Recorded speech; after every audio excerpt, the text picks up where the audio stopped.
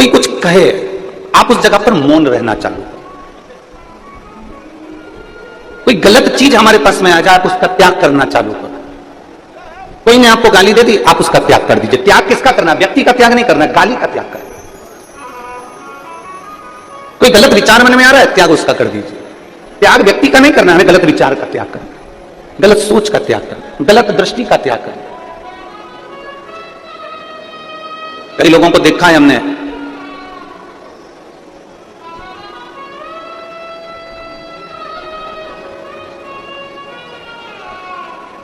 Sugar के डर से शक्कर खाना, बोलो जम के बोलो जरा, शक्कर खाना छोड़ देते हैं। कई लोगों को देखा है हमने, शुगर के डर से, जम के बोलो जरा, शक्कर खाना छोड़ देते हैं। बीपी के डर से, ब्लड प्रेशर के डर से नमक खाना छोड़ देते हैं। बहुत ध्यान देना थोड़ा सा। शुगर का डर लगा तो शक्कर खाना छोड़ दी, बीपी का डर लगा, ब्लड प्रेशर का डर लगा तो नमक खाना छोड़ दिया।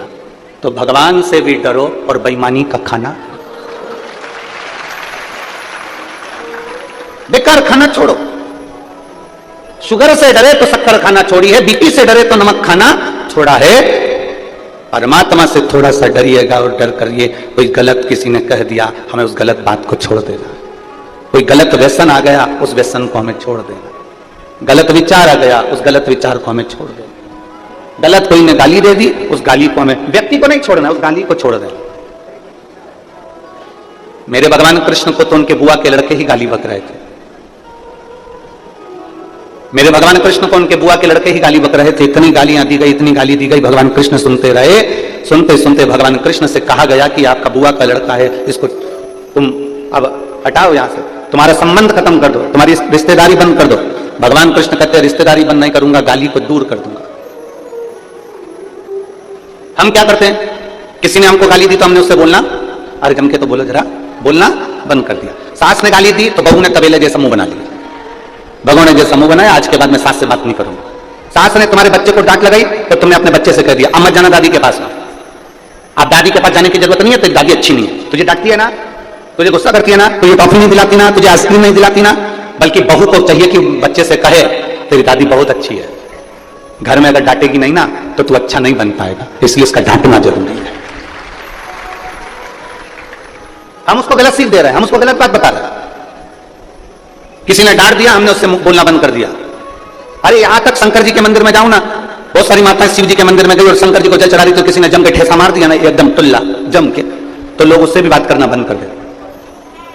कोई अपशब्द कह रहा है तो हमने बात करना बंद कर दी, कोई ने गाली दे दी तो हमने बात करना बंद कर दी, कोई ने आड़ा टेढ़ा बोल दिया तो हमने बात करना बंद कर दी, कोई ने कुछ कह दिया तो हमने बात करना बंद कर दी। शिव महापुराण की कथा कहती है बात करना कभी बंद मत करो। कोई कुछ भी बोले, आग लगे बस्ती में, अपन रहो मस्ती में, क्या किसको रोइए, चादर तान के सोइए। अपने को मतलब नहीं होना चाहिए, अपने को तो खुशी होना चाहिए, अच्छा है हमारे पाप निकल रहा है। कोई ने आपको गाली दे दी ना, समझ लेना आपके पाप निकल रहे हैं। कोई ने आपको अपशब्द कह दिया ना, समझ लेना आपके पाप धुल रहे हैं। कोई आपको आड़ा टेढ़ा बोल दिया ना, समझ लेना आपके पाप सब समाप्त हो रहे। हमें बातचीत बंद नहीं करना।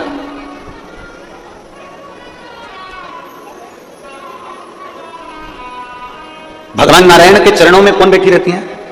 बोलते जाओ जरा, परत बड़ा वालों, तुम्हारी आवाज यहां तक आना चाहिए। कौन बैठी है? लक्ष्मी। गणेश जी के बाजू में कौन कौन है? रिद्धि सिद्धि। ब्रह्मा जी के बाजू में कौन है? ब्रह्मांड।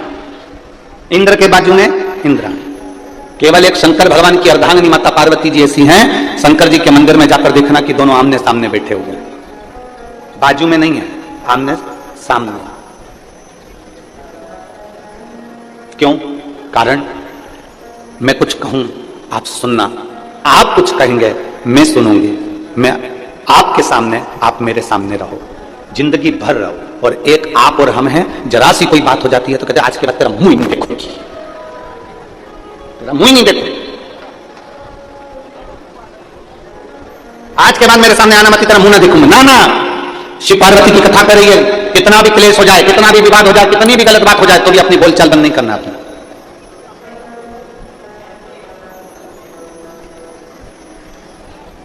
हम क्यों बंद करें?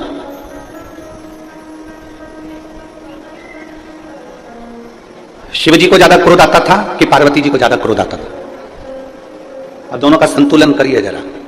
अगर आप मां भवानी का दर्शन करोगे, कालका रानी का दर्शन करोगे, काली माता का दर्शन करोगे, चामुंडा का दर्शन करोगे, तो तुम्हें लगेगा कि किसको क्रोध ज्यादा आता है?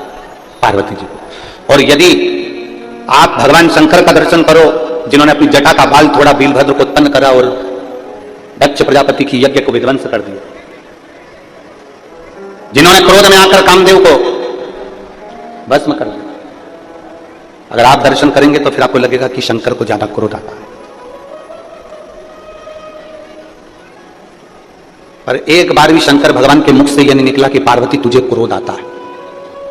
पार्वती जी ने एक बार भी मुख से यह नहीं कहा कि भोलेनाथ तुमको क्रोध आता है, क्योंकि ना शंकर भगवान को पार्वती में क्रोध नजर आ रहा है, ना पार्वती को शिव जी में क्रोध नजर आ रहा है। ये दोनों एक दूसरे में वात्सल्यता देख रहे हैं, क्योंकि जिसके अंदर जो भरा होता है सामने वाले में वो नजर आना प्रारंभ हो जाता है। पति चिल्ला रहा है, पति अपशब्द बोल रहा है, और चिल्लाते चिल्लाते इतने में पत्नी ने दो शब्द कह दिया तो पति चिल्लाकर बोला, ये देख कितना गुस्सा कर रही है। अपने पति से ऐसे बात करना चाहिए?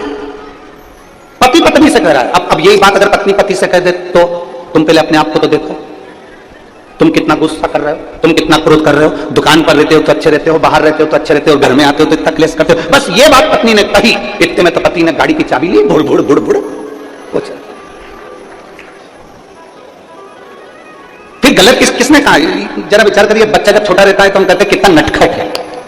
बोलो बोलो, जम के बोलो, एक बार बोल के बताओ, बच्चा कितना नटखट है। केवल बच्चा जब छोटा रहता है तब उसको कहा जाता है कि बच्चा कितना नटखट है। जब बड़ा होता है तो नट सारे ढीले हो जाते हैं और बुढ़ापे आते आते से केवल खटखट ही रह जाती है। अब कोई बुढ़ापे में किसी बुढ़े व्यक्ति 80 साल की अम्मा को कोई कहते अम्मा कितनी नटखट है,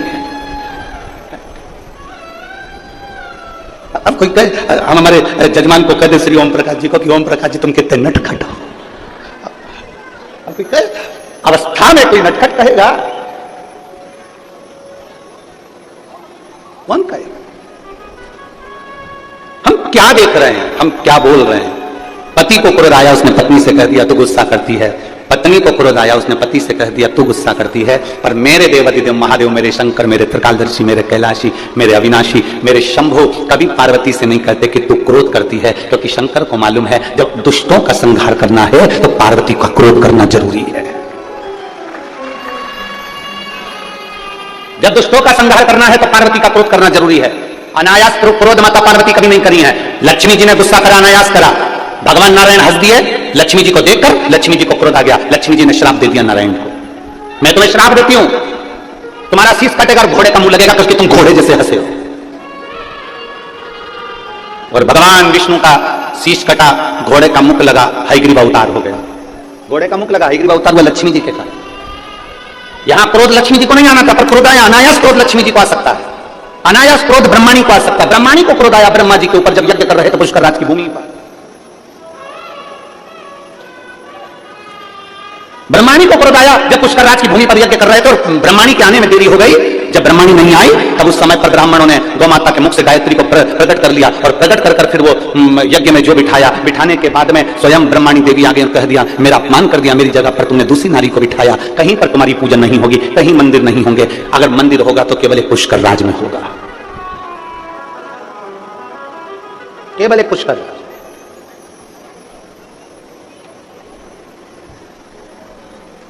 उसके सिवा कहीं मंदिर नहीं।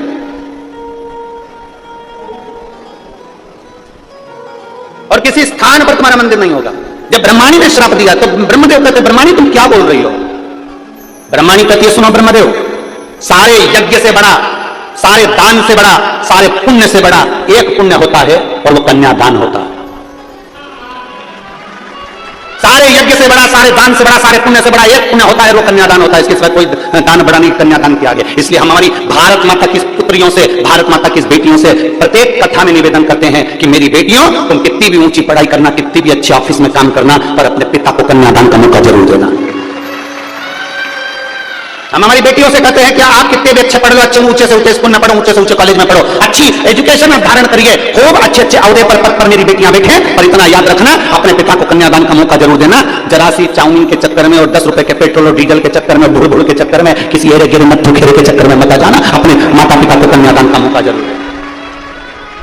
ब्रह्माणी ने ब्रह्मदेव से कहा सबसे बड़ा दान कन्यादान होता है, सबसे बड़ा यज्ञ कन्या का विवाह होता है, सबसे बड़ा दान पुण्य अगर माना गया है तो कन्या का दान माना गया है। इसलिए आप जब इस पृथ्वी पर कन्यादान कर लोगे तब ब्रह्मदेव आपका मंदिर इस पुष्कर राज की धरा पर पूजनीय हो जाएगा, उस मंदिर का आनंद हो जाएगा। तब ब्रह्मदेव सत्ययुग त्रेता सब निकलता चले गया, द्वापर आ गया और ब्रह्मदेव ने विचार करा अब मैं किसका कन्यादान करूं। तब देवऋषि नारद ने कहा, उसी पल उसी घड़ी देवऋषि नारद ने कहा कि भगवान कृष्ण का प्रागट्य हुआ है और भगवान कृष्ण का प्रागट्य हुआ है और बरसाने की राधा रानी के साथ में बाल्य अवस्था में जिस विवाह को कोई नहीं जानता, केवल एक ब्रह्मदेव जानते हैं, केवल एक नारद जी जानते हैं, केवल एक राधा जानती है और केवल कृष्ण जानते हैं। बाल्य अवस्था में भगवान ब्रह्मदेव ने नारद जी की साक्षी में भांडीर वन में बैठकर राधा जी का कन्यादान कर दिया। तब जाके ब्रह्मदेव का पूजन पुष्कर राज की धरा पर प्रारंभ हो गया। तब जाकर सहजता नहीं है महाराज, उसको समझना।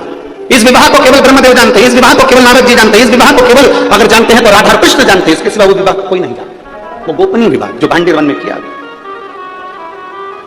लक्ष्मी जी ने क्रोध करा भगवान नारायण को, घोड़े का मुख लगा। ब्रह्माणी ने क्रोध करा ब्रह्मदेव को, स्वयं पुष्कर राज में केवल पूजे गए, बाकी के कहीं नहीं पूजे गए। तो यहां मेरी पार्वती मैया अनायास क्रोध नहीं करती, मेरी पार्वती मैया हर कभी क्रोध नहीं करती। जहां क्रोध की जरूरत है वहां पार्वती जी क्रोध करती हैं। और आप कभी अनुभव करिएगा, मेरा बहुओं से निवेदन है, मेरा बेटियों से निवेदन है कि आप कभी अनायास क्रोध ना करें, हर कभी क्रोध ना करें। क्रोध का भी एक समय होता है, क्रोध पर थोड़ा सा कंट्रोल होना चाहिए।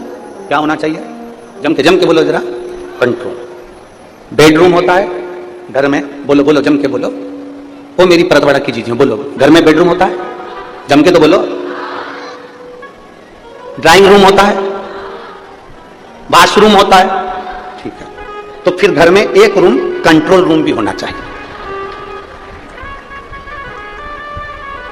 बेडरूम है ना, इधर वाली चीज जरा बोलो तो बेडरूम है ना, ठीक है।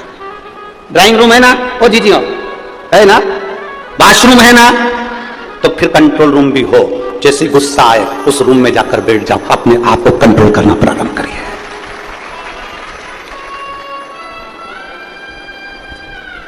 मुख पर गालियां आए उस रूम में जाकर बैठ जाओ, गालियों पर कंट्रोल होना जरूरी है। गलत विचार आए कंट्रोल रूम में पहुंच जाओ, कंट्रोल करिए अपने गलत विचारों पर। आपकी वाणी अब शब्द बोल रही है, किसी व्यक्ति के लिए अब शब्द तुम्हारे मुख से निकल रहा है, किसी के लिए आरा तेरा निकल रहा है, किसी के लिए गाली निकल रही है, किसी के लिए ताने निकल रहा है। अपने भीतर जो भरा है वो ही तो बाहर निकल रहा है, जो भरा है वही तो निकल रहा है। गुलाब जामुन खाओगे, आम की डकार आएगी क्या? अरे बोलो तो जम के। कल यहां पर एक वीडियो चल रहा था परतवाड़ा का कि यहां पर वो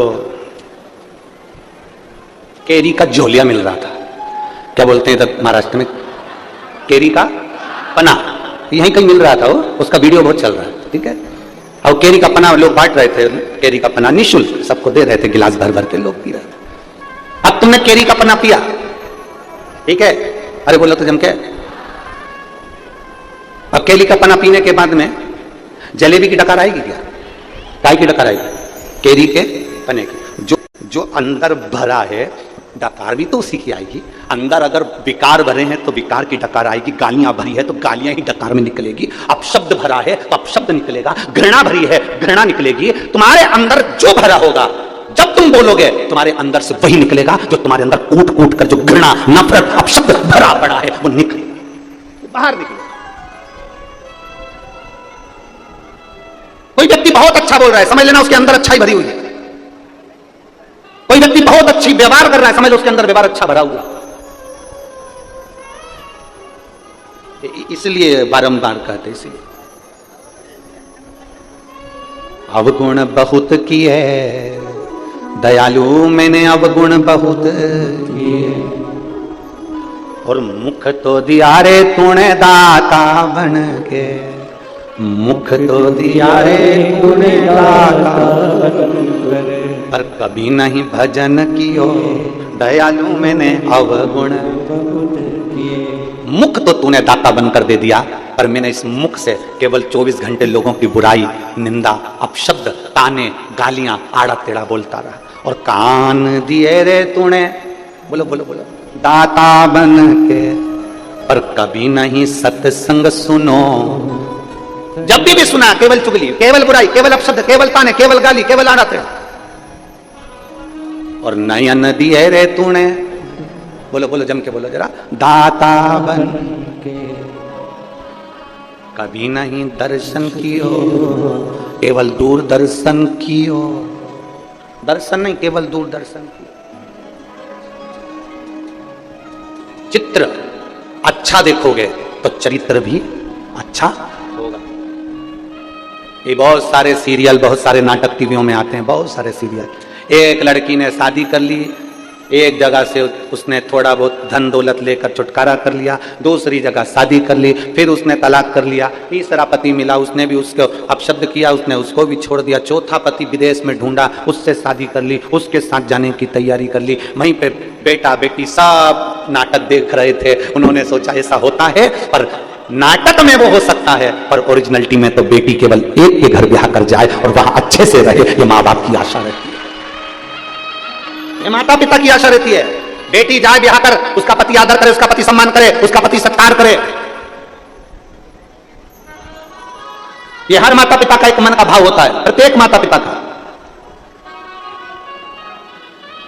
इसलिए शिव महापुराण की कथा कहती है, तीन चीजें भगवान शंकर के साथ माता पार्वती का विवाह करते समय, भगवान शंकर के साथ विवाह करते समय भगवान हिमालय राज ने शंकर भगवान में तीन चीजें देखी।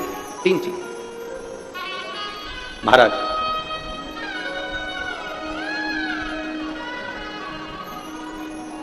पार्वती जी के पिता हिमालय राज ने शंकर जी के साथ विवाह करते समय तीन चीजें देखी। प्रत्येक घर के पिता को अपनी बेटी की शादी करते समय तीन चीजें देखना चाहिए।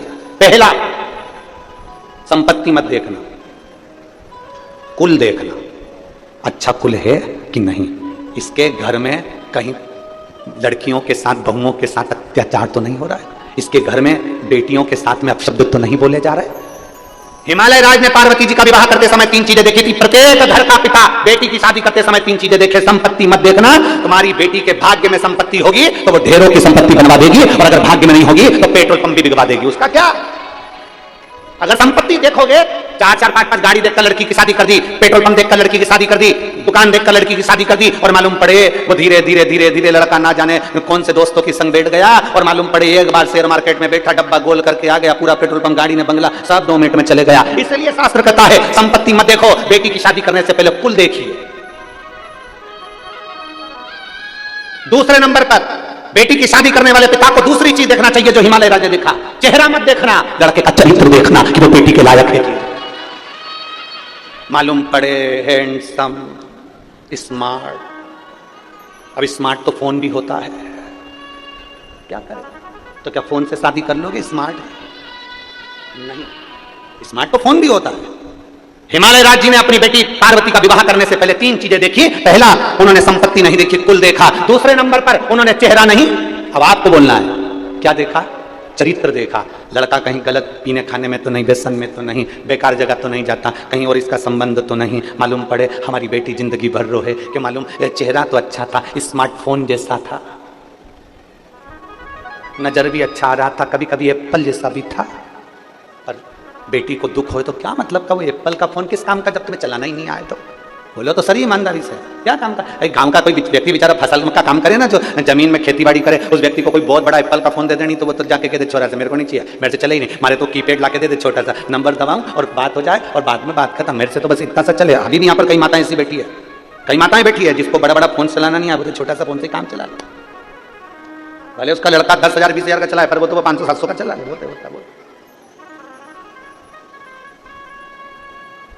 उसको जरूरत ही नहीं। चेहरा मत देखना, क्या देखना? चरित्र देखना। शिव महापुराण की कथा कहती है उसका धन नहीं, उसकी कमाई नहीं। शिव महापुराण की बात कथा कहती है, तीसरे नंबर पर कहती है कि उसका धन वैभव सब अलग चीज है। तीसरे नंबर पर शिव महापुराण हिमालय राज की कथा कहती है पार्वती जी के विवाह के लिए कि लड़के की संगति देखो, संग किसका है? ये मेरी परतवाड़ा की जीजी और जितने भारत भूमि के जितने भक्त शिव महापुराण की कथा को इस परतवाड़ा की धरी से श्रवण कर रहे हैं, इस भूमि से सुन रहे हैं, जो अपने आस्था चैनल पर, फेसबुक, यूट्यूब पर, मोबाइलों पर इस कथा को सुबह 9:30 बजे से 12:30 बजे तक सुन रहे हैं, उनसे निवेदन करेंगे 3 चीजों का स्मरण आपके जीवन में रहे। एक, धन मत देखो, कुल देख लो। दूसरा, संपत्ति मत देखो, लड़के की संगति देख लो। और तीसरा, चेहरा मत देखो, चरित्र देख लो, तो तुम्हारी लड़की कभी दुखी नहीं हो सकती, वो सुखी ही रहे, सुखी रहे।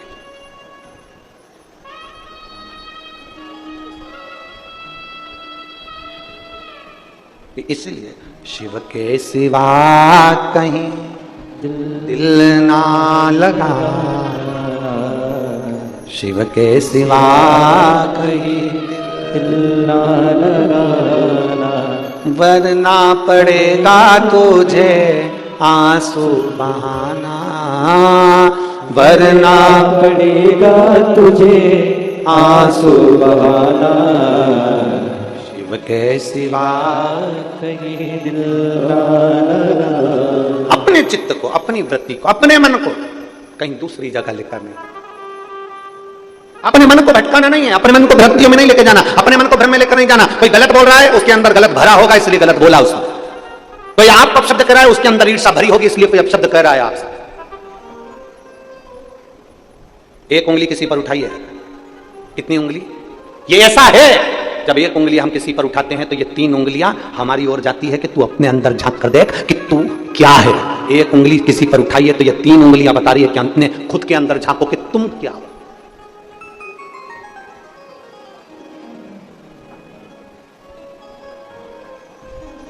सास बहू की गलतियां निकाले, बहुत निकाले, खूब निकाले। ईमानदारी से बोलना, सास अगर बहू की गलती निकालती रहे और अपनी पड़ोसन उनको, अड़ोसन उनको, रिश्तेदारों को, ननंद को, देवरानी को, जेठानी को, सबको गलतियां बताती रहे, एक दिन ऐसा आएगा कि पूरे मोहल्ले के लोग कहेंगे बहू ऐसी नहीं है, सास गलतियां निकालती है तो सास ही गलत है। बहू दिन भर सास की गलतियां निकालती रहे, जब मायके जाए तब गलती, जब जाए तब गलती, बहन आए तो गलती बताए, कोई आए तो गलती, पति को गलती बताए, तो एक दिन ऐसा आता है कि लोग भी समझ जाते हैं सास गलत नहीं, गलत ये है। आप एक उंगली किसी पर उठाइए, उसमें से गलतियां छांटना प्रारंभ करिए। एक उंगली किसी पर उठाइए, ये 3 उंगलियां आपकी ओर जाकर बताती है कि तुम अंदर से क्या हो, तुम्हारे भीतर भरा क्या है, तुम कैसे हो। ये 3 उंगलियां बताती है कि तुम्हारे अंदर कितना क्या भरा पड़ा है। शिवपुराण कहती है ना सास बुरी होती है ना बहू बुरी होती है, कुछ समय का चक्र होता है जो बुरा होता है, उसको टल जाने दो, दोनों में बिन प्रेम जरूर बढ़ेगा। एक लड़की की शादी हुई, लड़के से उसका विवाद हो गया, मायके चली गई, मायके वालों ने कह दिया मत जाना, तू हमारे पास रह। शिव महापुराण की कथा कहती है थोड़ा टल जाने दो, इस संवाद को थोड़ा टल जाने दो। लड़का लड़की में विवाद हुआ है ना, थोड़ा समझाओ, कोई बात नहीं बेटा, चल हम बैठते हैं, बात करो, अच्छे से रहो, दोनों अच्छे से रहो, प्रेम से रहो। विवाद हुआ, अभी नए नए जुड़े हुए, 1 साल हुआ शादी का, 2 साल हुआ, 3 साल हुआ, थोड़ा समय लगेगा, कम से कम 5-6 साल इंतजार करो, इसके बाद निर्णय पर पहुंचना। इतनी जल्दी निर्णय मत ले कि मुझे अब इसके साथ रहना ही नहीं। बहुत समय तुम मायके में रह रही है, जा ससुराल में ले। हो सकता है बेटी को समझाओ, तू एक बार विवाद कर आ गई, मान लो तेरे को ऐसा पति मिला और तूने तलाक भी ले लिया, तो हो सकता है तो दूसरी शादी करे और वो भी ऐसा ही निकल गया, तो क्या जवाब है? थोड़ा समझाओ, थोड़ा समझाने का प्रयास करिए, थोड़ा कहने का प्रयास करिए। हाँ, जब बेटी के लायक लड़का ना हो और तुम्हें लगे कि ये बेटी के लायक नहीं, सही में हाथ उठाता, मारता, ठोकता, गाली देता, अपशब्द कहता, इज्जत नहीं करता, सम्मान नहीं करता। कितनी बड़ी बात, एक बुजुर्ग व्यक्ति मरते मरते 4 बातें अपने लड़के को कहकर चले गए।